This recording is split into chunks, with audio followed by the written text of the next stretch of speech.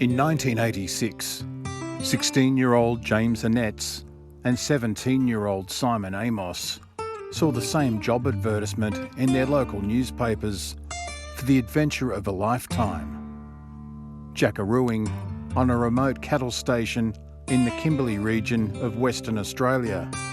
No experience necessary. For James Annetts, raised in the village of Binya in rural New South Wales with his 3 siblings, it would not mean a drastic change. But for city boy Simon Amos from Adelaide, South Australia, it would be a whole new world. The job of the jackeroo, a trainee cattleman, had been a key part of the Australian identity and folklore for generations. A tough but rewarding job that grew resilience and character, embedded the romance of being a jackeroo in the Australian psyche. Jamie arrived at Flora Station in the area of Halls Creek in July 1986, with Simon Amos arriving a month later. After a 7-week induction at Flora Station, the adventure would be short-lived as Jamie and Simon were thrown in at the deep end.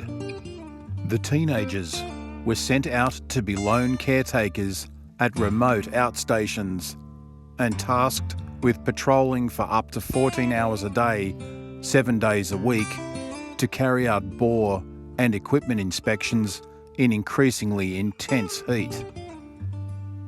Paid a weekly wage of only $100, the food and accommodation was substandard. Houses with poor electrical wiring and raw sewage seeping into the shower recesses.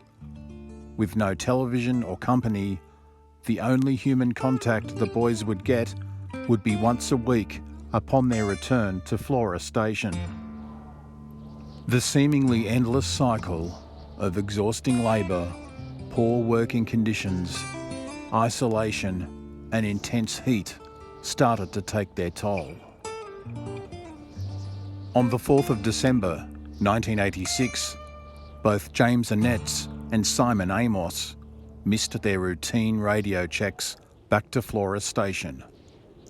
The last time either had been heard from was 3 days prior. The pair was reported missing to police and a search conducted, but it was assumed that they had just done a runner and hitchhiked and would be back with their respective families by Christmas 1986. Bizarrely, they had both left personal belongings and cash behind before leaving.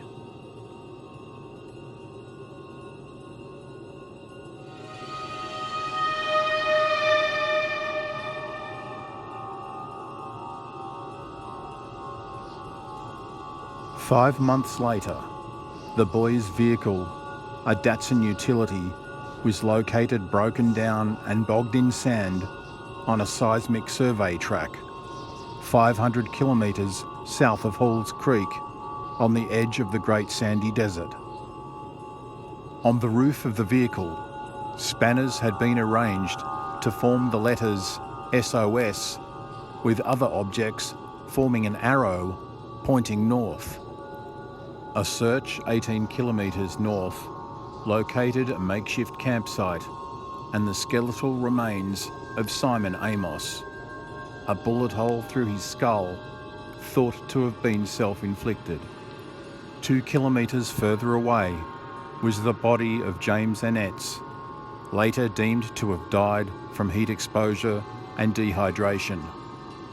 On the lid of a drink container, he etched a final note to his family. James, my fault. I always love you, Mum and Dad. Jason, Michelle and Joanne. I found peace.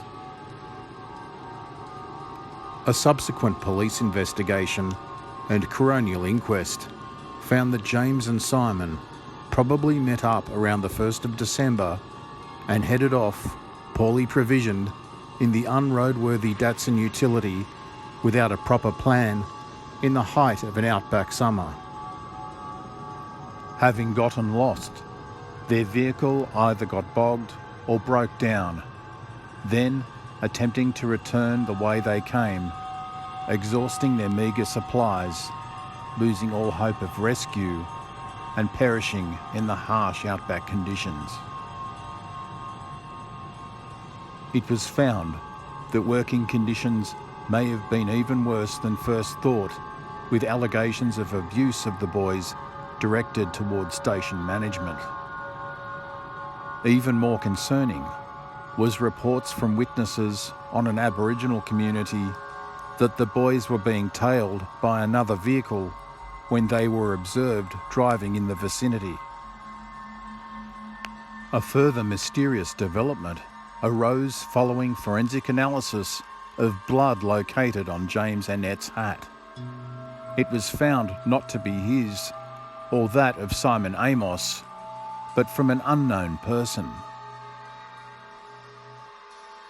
Despite these revelations and the other unusual aspects of the case, the deaths of James Annetts and Simon Amos were officially deemed accidental, and as a result of misadventure.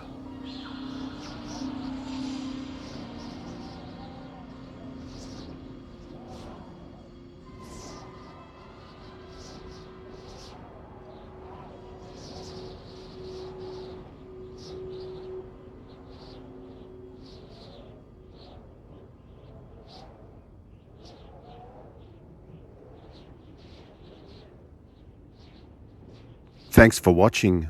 Don't forget to like and subscribe.